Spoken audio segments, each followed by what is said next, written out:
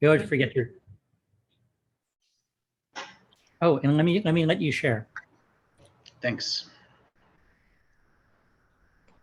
You can share. Okay, you can share. You can take like 5 or 8 minutes. That'd be great. Sure. Okay. So yes, as Brian mentioned, I will talk about self-continuous training AI models, and this falls under a bigger space of MLOps in AWS. So I wrote a rather medium-sized article about how this looks, just to get you a feel about my background. I joined an AI startup as a founding engineer. So they already have all these AI models, like very precise, very accurate, developed in academia, and they have built an MVP for their applications. And this is the first time as they gain as they go to market, I joined as a founding engineer. And when I joined, I encountered all sorts of different stuff. And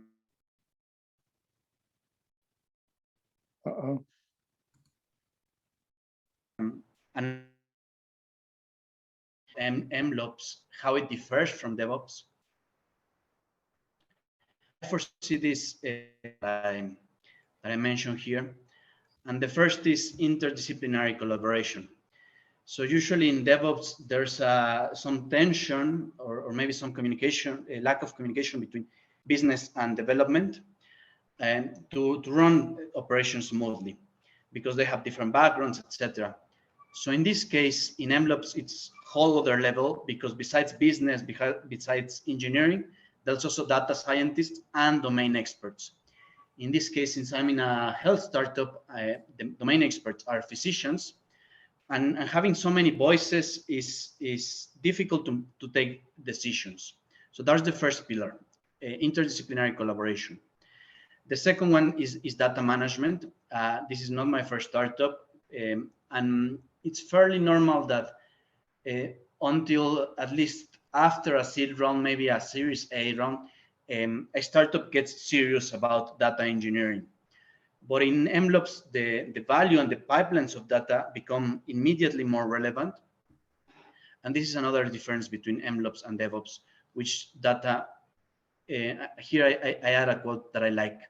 Going from DevOps to MLOps is like going into quantum mechanics, because you enter this realm of randomness, and the kind of possibilities that can go wrong, it's exponentially difficult. And finally, is improving accuracy. In DevOps, we have continuous integration, we have continuous delivery, but on MLOps, we also have continuous training, meaning that the models, as the models progress, they need to get better, or at the very least, they need to keep performing right. And that is not so easy. The article goes on different stages of MLOps, but I want to mention in particular how AWS leads with MLOps. And most of the tools that AWS offers are offered through SageMaker. I will not be able to cover naturally all of them, but I want to mention two that are the ones that I like the most. The first is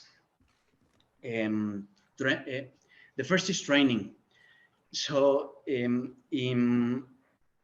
SageMaker has its own adaptations of libraries to train the models in parallel. So even before, if before one person could train a model at a normal velocity with a GPU, even if it's large, it will take, let's say, 1 day, 1 week, whatever time it takes. But AWS, using these libraries, it can parallelize the computations and offer, they say 90% of speed, which is the threshold. So 10 times faster. And the second part that I really like, it's also during deployment. There are, of course, not options to host a machine learning model from a Docker container or from a Kubernetes engine, or also even from a Lambda. This is an introduction last year around September that Lambda could be coded inside Docker containers. But SageMaker really makes it easy for data scientists to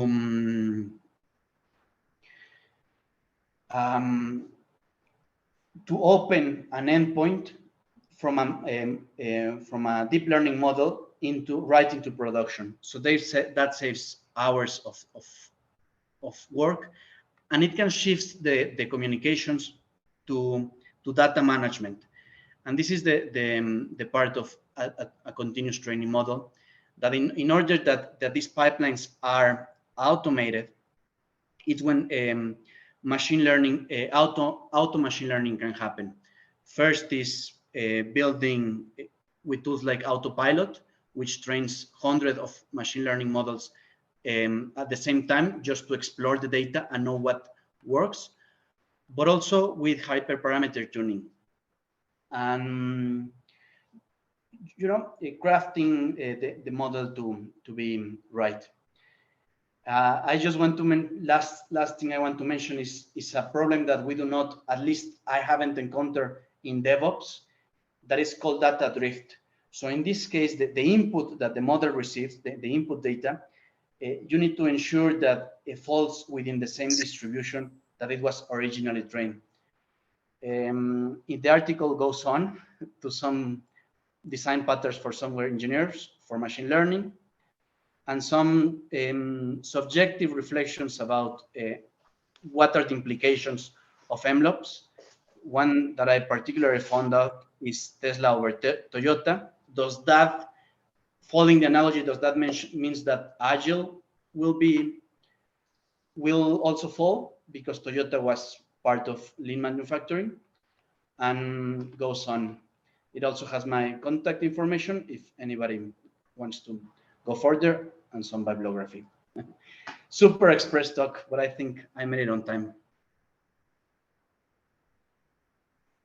Super, that was great. Thank you so much. If you could paste the link into the chat, that would be awesome.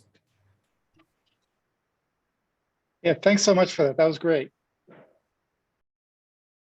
And folks, see, it's easy to do, a modest size talk. So 6 o'clock, let's switch to our main talk.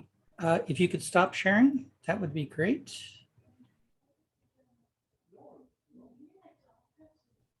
Or Akshita, you might just be able to take over. Yep, I can take over. Oh, okay. Okay, so I'm actually going to, I'm very excited about this talk. I saw the brief version at Alexa Live, and wrote to Akshita and asked some questions, and we got chatting. And y'all know the second thing I say to anybody is please give a talk. And she was gracious enough to agree. But I'm going to let her do an introduction and carry on. Oops.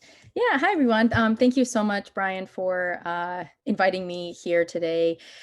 As Brian mentioned, I am a founder myself. I founded OM, where we are building smart technology for the kitchen.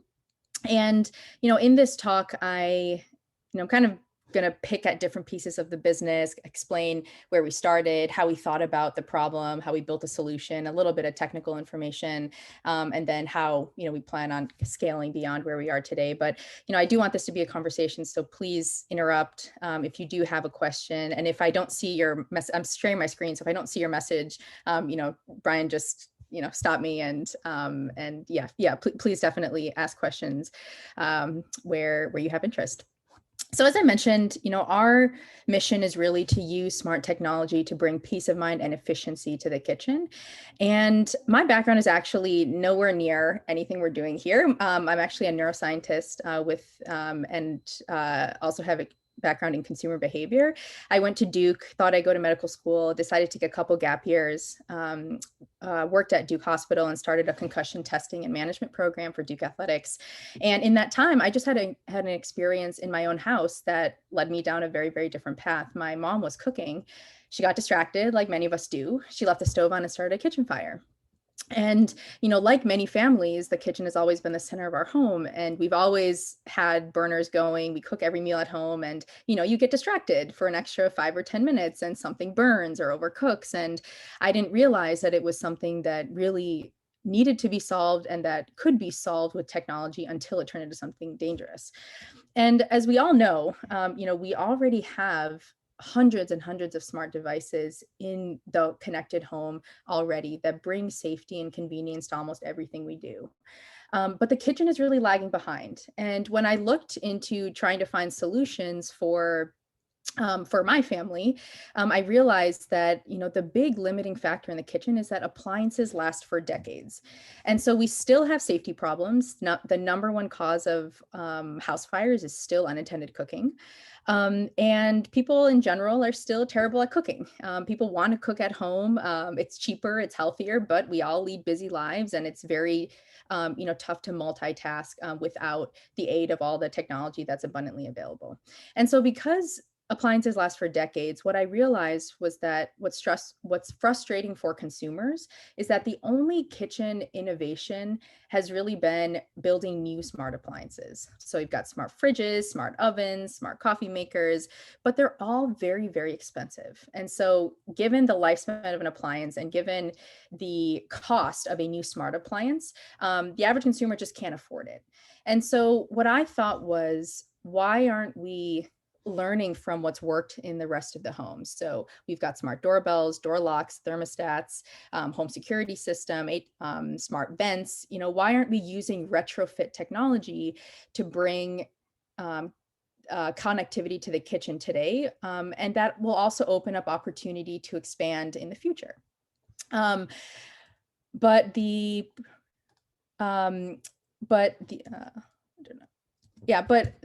second thing though was, okay, well, even if I could create something that gave the affordability and the versatility of a retrofit solution, what is the market opportunity? And so, I looked at, okay, well, there's retrofit, right? I mean, there are 145 million homes in the US. Everyone has a stove.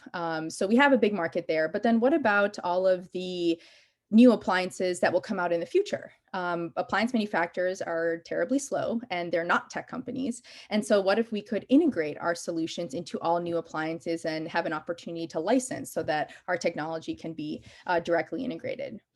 And then I started to think, well, what are other verticals of cooking that are still lagging? Outdoor grilling. So if any of you grill often, you deal with the same struggles where, you get distracted, you have grill that's outside, and we have retrofit and integration opportunities, and then of course, commercial applications. And so, as I thought about the financial opportunity, bringing that retrofit solution to the kitchen made sense. But, we're talking about retrofitting to hundreds and hundreds of different types of stoves and ranges, which we underestimated at first. But this is just like a fraction of the types of stoves that are out there, both the ones that are on the market and ones that are currently in homes today. So we spent probably a good year just researching all of the different types of stoves. So you've got ranges here to the left that have knobs that are vertical. Then you also that are gas. Then you also have electric ranges. Then you have gas stovetops where the knobs are horizontal like this. And then you have electric ranges, both knobs that are horizontal and vertical. And then if you look at how we're retrofitting with our device, we also have to take into account, well, what does the system look like when you take off a knob? And you've got shafts that extend beyond the surface. You've got shafts that go beneath the surface. You've got bezels. And then, when you look at electric stoves, you've got not only single zone burners, but then you've got dual zone burners where you have two different zones, and we need to be able to account for settings that span both zones. And then we looked at gas ranges, and I don't know if you cook often, that a gas range the knob cannot turn 360, right? Because you're opening a gas valve, so it only goes, kind of like 270. So then if we have a solution, we need to make sure that we're not going past that we can, kind of go the other way around. So there was a lot of research that went into this. And what we ended up, coming up with is essentially a smart device that can turn any gas or electric stove into a smart appliance in just minutes. So this smart knob, which you can see here, I can open my app. So it functions just like a regular stove knob. All you have to do is replace your existing stove knobs with ours. The difference between your stove knob and this one is that this is Wi-Fi connected and has a built-in motor. So it can actually automatically adjust the temperature by itself. So if I, turn this on and I turn it off, it's going to happen pretty quickly, but it'll just automatically turn itself. And so you can, imagine that with all the different types of stoves out there and all the different settings, this knob needs to know where all of those settings are based on your stove and to be able to account for that when it's rotating. With the device itself and the offering that we have an auto shut off that's really meant to tackle this safety problem of unattended cooking. So we can actually detect if you've left the stove on for too long, and we'll automatically turn off the burner and then send you notification. But then you can also remotely control any of your burners directly from our app. And we have integrated first with Alexa because we see the future of the kitchen and cooking really depending on voice in the future. And we're finally bringing voice control to surface cooking. So we just integrated that just last month. I'll get to the app. So, Brian said that it might be helpful to share, how the knob is kind of built and created. So, just wanted to go through a couple schematics, and I'm happy to, go into more detail where it makes sense. But, the device itself is pretty simple.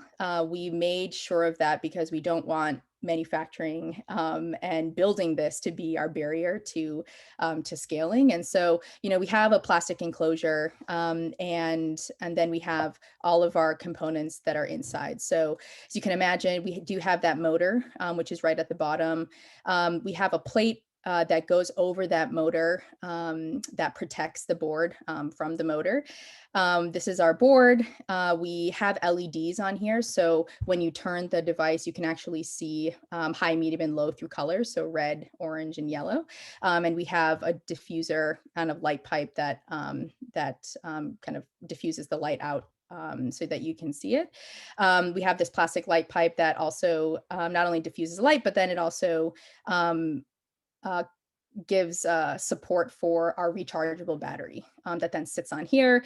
That all connects. And we have, a little USB port for charging here. Once that all comes together, then we have our top cover that just goes right back on. And what's important, especially for gas ranges, is right here on the bottom of our knob, we have a plate, that then covers that motor, but then we also have these springs. And what that does is make sure that when a knob, especially on a gas stove, is in the off position, that the shaft is pushed back out. What we realized was that stoves sometimes are not built very well. And there are gas ranges, especially older ones, where if you push the knob in, that valve can get stuck. And so we wanted to make sure that we were also accounting for that. So that spring actually like pushes the knob back out to make sure that that valve isn't open. So that's the device itself. And then, as I've mentioned a few times, the battle was trying to figure out, well, then how do we connect this to shafts of various shapes and sizes?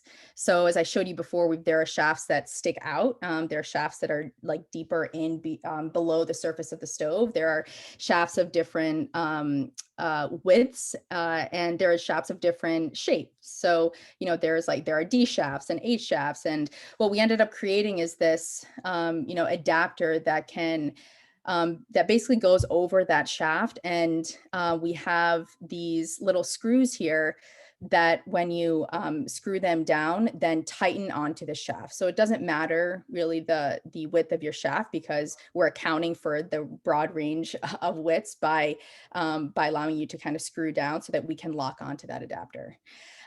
Because we also have to account for the shafts that are below the stove surface. We do have an extender so that you can still get this onto a shaft that goes below the stove surface. So anyway, this is really to illustrate that, the adapter is really the key to getting this knob on the stove. And we really had to try and account for the broad range of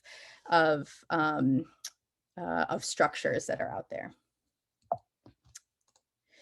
And so we obviously, of course, have our device, but then we also have an app. And our app allows you to remotely monitor from anywhere. So if you leave the house and you do have that moment of panic, just like you check your security camera, you can check our app. You can see at any time, you can see it on the screen, but you can see at any time if a burner is on, and you can remotely turn it off if you need to. You can also set a cooking timer. So your hard-boiled eggs take 12 minutes. You set that, you walk away. You don't have to worry about getting distracted. And that's really actually our most used feature. We find that is the case with our Alexa skill too.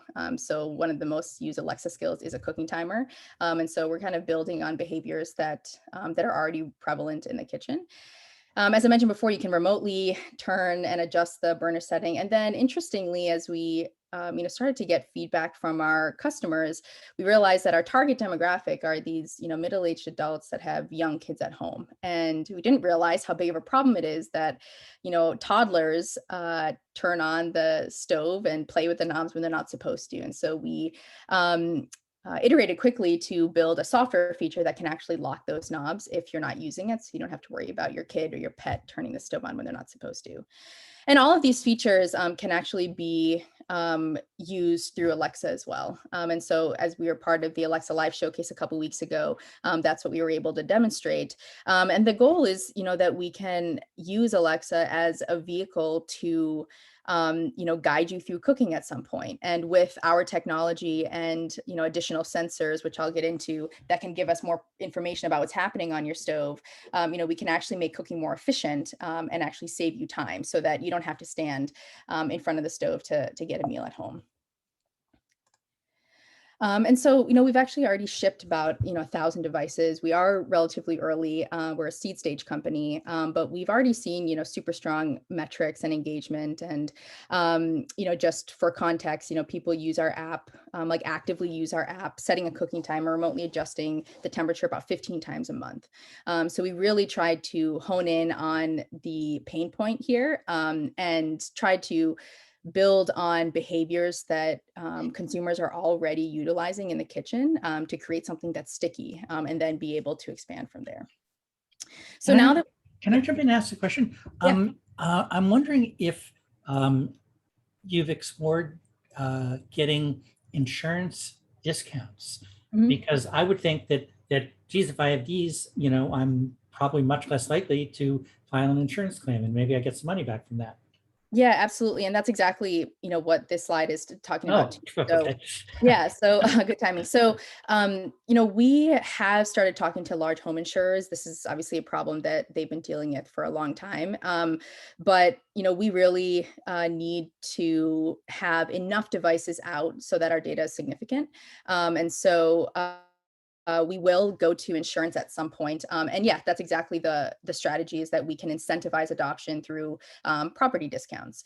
And so I think, at a certain point when we have enough devices, and we've actually shown that, hey, we've decreased the number of hazardous situations, then I think that's a no-brainer for them. But as you probably know, they're just as slow, if not slower, than appliance manufacturers. And so that's a longer term play. In the next 18 months, our goal is to really utilize our direct to consumer channels, but then also go through senior living and apartment communities. What we found initially when we were, taking pre-orders was that a lot of people were buying multiple sets. So, some for their set for themselves and then for their aging parents. And aging in place is, a huge category now.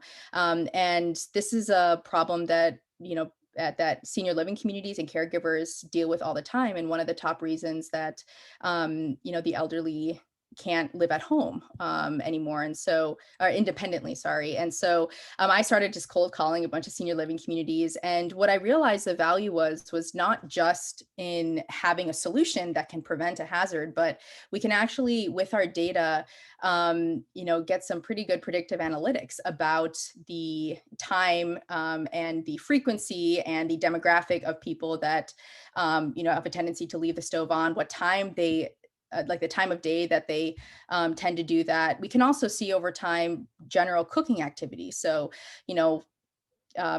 Brian cooks every weekday morning at 8 a.m. and then all of a sudden for 4 days he's not cooking, and that can be an indicator that something's wrong. And they really don't have technology that can give them that data without obtrusively affecting their residents' lives. And this is an easy way to do that. So we already have our own data dashboard. We're already getting a lot of data from our existing customer base, and so that's something that we can apply for them as well. Can I jump in? This is just fascinating to me. There's the Alexa Care, I think it's called the Care Hub. Yeah. And because one of the things, my mom is fairly elderly and has been a Luddite, but will talk to Alexa because it's a her, not an it. And one of the things I had always wanted was, I want to know if she goes 8 hours without talking to Alexa, because that's unusual. And Care Hub will now include that information.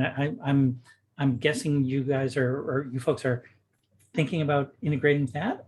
Yeah, absolutely. I think there are several platforms that we'll integrate with, the Alexa Care being one. And again, I think there's information that we're getting here that is not readily available anywhere else, especially in the kitchen. We're not getting any data at all, except for maybe what you have in your fridge. And so, we're kind of bringing that opportunity. Yeah, absolutely.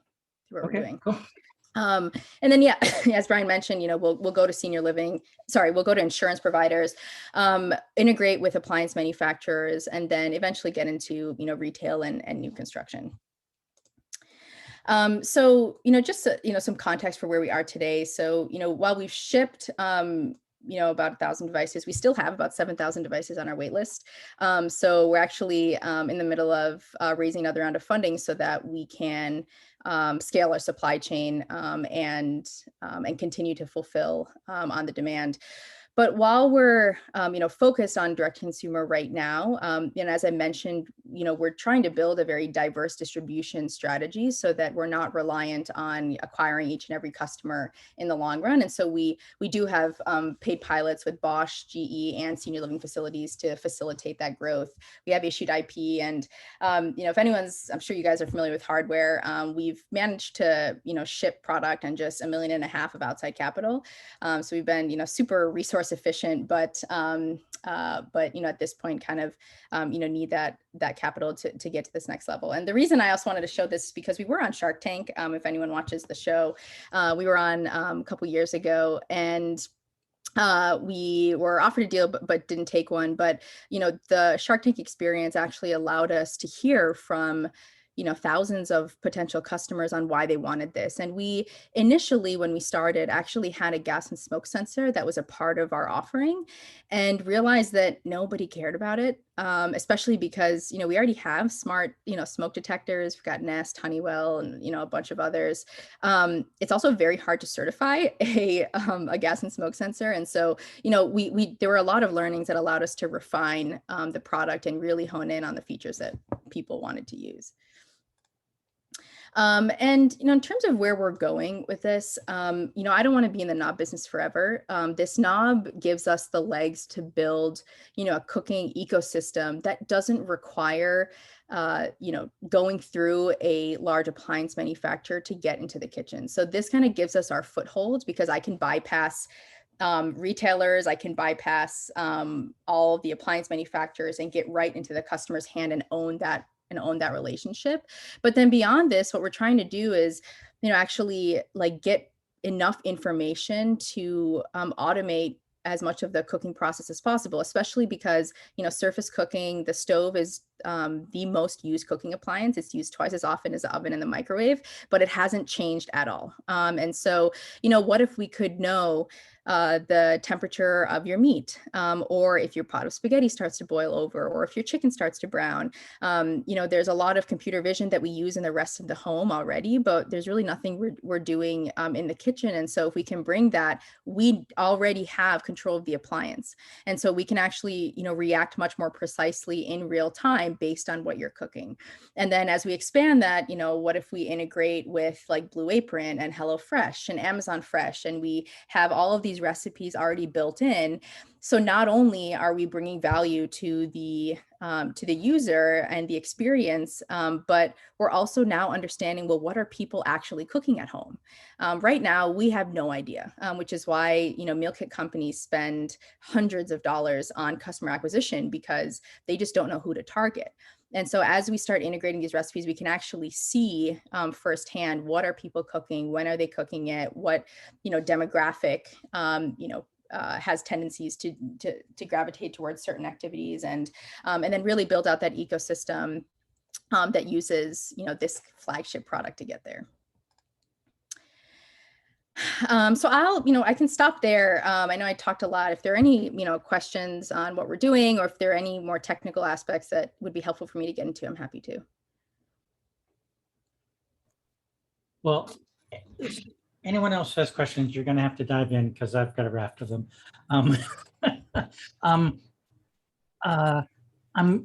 curious about your Alexa voice model, because actually, do you control the device? Is it only the app, or can I actually talk to an Alexa device, or I don't think this has a speaker or a microphone, right? No, it doesn't have a speaker. So you can control it through the app, and then you can also control it through Alexa. So you can say, Alexa, turn burner 1 to low, or Alexa, set a cooking timer for burner 3. So everything you can do in our app, you can do through voice as well. Okay. So presumably I can say, Alexa, are any of my burners on or something? Yes, exactly. So you can say, Alexa, are any of my burners on? Alexa, how much time is remaining? On a cooking timer, you can set a safety lock through Alexa as well. And yep. Okay. What's interesting, because when you mentioned timers, I actually just wrote a skill that I wish I didn't have to. I wish Alexa had already done it. My dog's agreeing. I set a timer in the kitchen. I say, remind me in 10 minutes to turn the stove off. Mm-hmm. And then I go up to my office, and the timer is still down in the kitchen. So I actually wrote a skill that says, Alexa, transfer my timers here to wherever I am. Yep. So interesting. Maybe we have some commonality there. Yeah, and that was a huge pain point that we actually heard initially, because most of our customers already have an Alexa in their home. And so they're like, I use the cooking timer all the time, but if I'm not there when that timer goes off, then what happens to my stove? What happens to the food that I'm cooking? And so, we easily augment that by being able to set that timer directly to our device, and we'll turn it off. We'll let you know. We'll send you notification. You can come down and pick up where you left off when you get to it. Well, I'll send you a link to my skill, because independent of that, maybe they could just get the announcement. So in your diagram, so you've got obviously, Wi-Fi in there on your board someplace. Yeah. Just sort of wild. And I'm assuming we only use Wi-Fi. We don't use any Bluetooth or anything right now. Yeah. Okay. Huh. Anyone else have questions? I'm paused for a moment.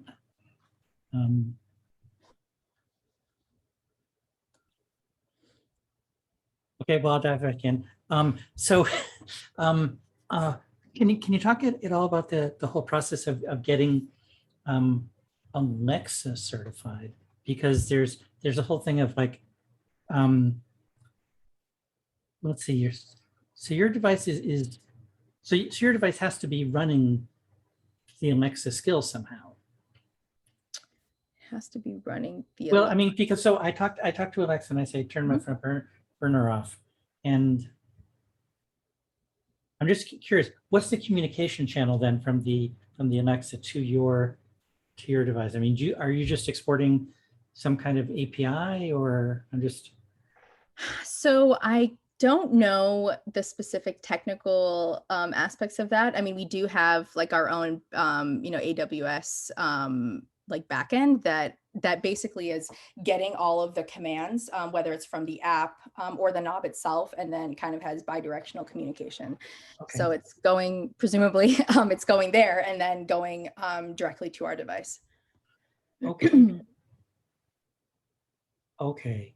So strictly speaking, it's a Wi-Fi device that connects to Alexa, as opposed to necessarily, if I was really splitting hairs, I might say it's not an Alexa device, but it's a device that can talk with Alexa, that can cooperate. Correct. Okay. Okay.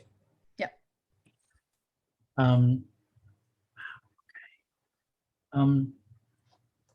Other people have questions. This is just wild. And I will say, when I first heard your pitch, at Alexa Live, I thought, okay, this is silly. But then it's like, well, no, this might be pretty awesome, because Alexa has the Alexa enabled microwave, but it's like, look, I put it, I go to the microwave to turn the thing on. I put it in for a minute. I don't put it on for 20 minutes and walk away. Yep. So that just struck me as silly. But this, oh my gosh. And I'll tell other folks that one of my good friends is the chief librarian at the National Fire Protection Association. And she was blown away by this. She's like, oh my God, this is gonna save lives. So yeah, that's exactly what we hope to do. And we're already working with fire departments as well to try and subsidize, our device in low-income neighborhoods. So very similar to what, Ring did with doorbells and police departments. And so similarly, at some point do that so that we can actually prove, and they use that as an opportunity to prove to insurance companies that, hey, we're actually reducing the risk of, burglary, and similarly for us, reducing the risk of a house fire, and I'm using that as a catapult to get insurance companies on board. okay. And I'm just gonna, if someone has a question, jump in, but you had mentioned the possibility of maybe raffling one of these critters off. Yeah. Even though you've got a 7,000 unit backlog. Wow. Yes. Yeah, I'm more than happy to. The only thing we'd have to do is just confirm compatibility with your stove, but yeah, more than happy to. Okay, so I'm just going to tell people. So first, I'm going to say how we do the raffle, but then, enter the raffle if you're interested. I mean, it's funny. We've raffled things off, and someone has won, and they say, "Oh, I don't really want that." So, so just fair warning on that. And I'll say, usually I ask sci-fi trivia questions, and people are getting tired of my sci-fi trivia questions, but no one else comes up with trivia questions. So I'll offer to you, if you have a trivia question you would like to ask.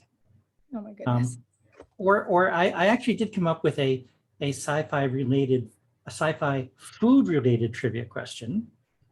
Let's do that. Okay, and so the way we do it is, if you know the answer, type it in the chat, and sadly I'm not. This is one of these times where it's like I'm running the thing. So Brian, I have another good one for you that might be related. If you want a non-sci-fi one that people might know. Okay, all right. So Jen's going to answer the thing, and Jen, you call out. You got to look at the chat and then tell me when someone answers it. All right, ready? Oh. So if you're doing it, I can answer. Okay. Go ahead. So who is the world-renowned chef who is on the TV program Hell's Kitchen?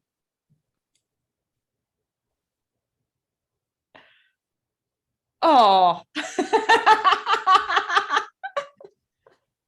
Is that right? It is Gordon Ramsay. Well, you're the judge, but I think I won.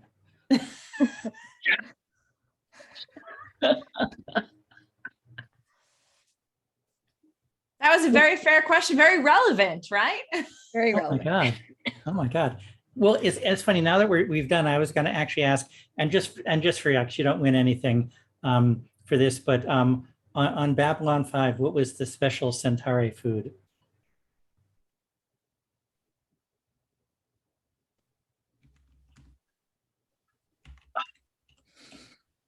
Seriously? Chicken nuggets. Spoo. Okay. Well, yay. Oh, I am so excited.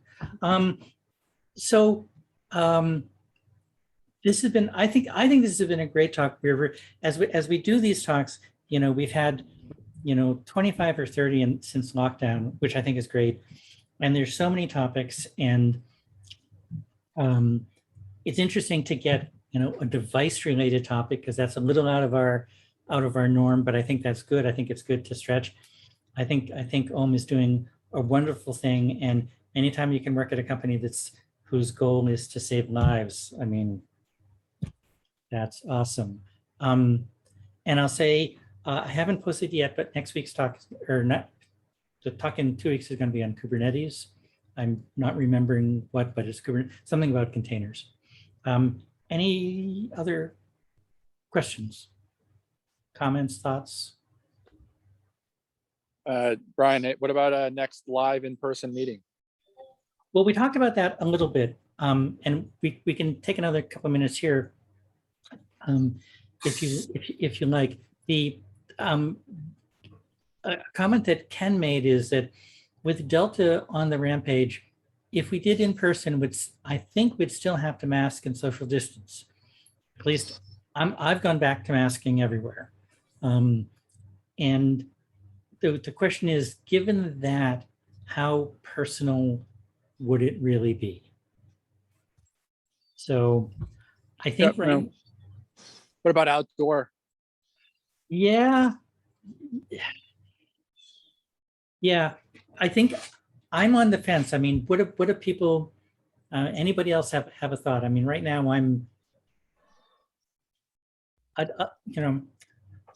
I'd be nervous. I sort of don't want to get into you can only attend if you're vaccinated, but I'll be honest, I don't want to be around anyone who's not vaccinated. I'm sorry. So anyone else have thoughts on this?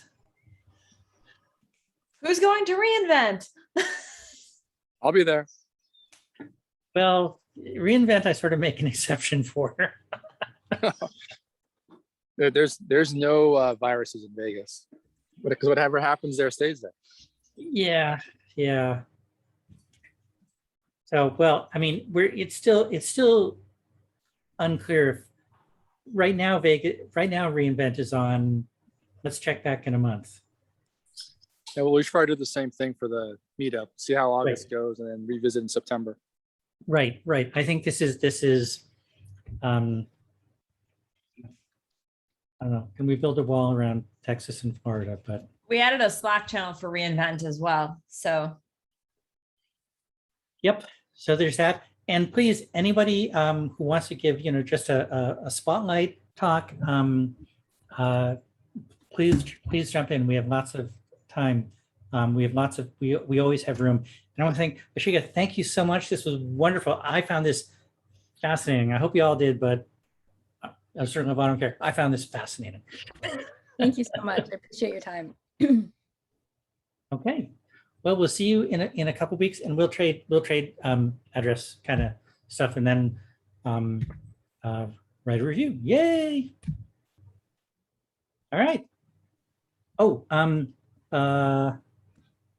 our Slack channel is, how do you do this? How do you share the Slack channel again? Ken is officially the only one who knows how to do that. I used to know how to do it.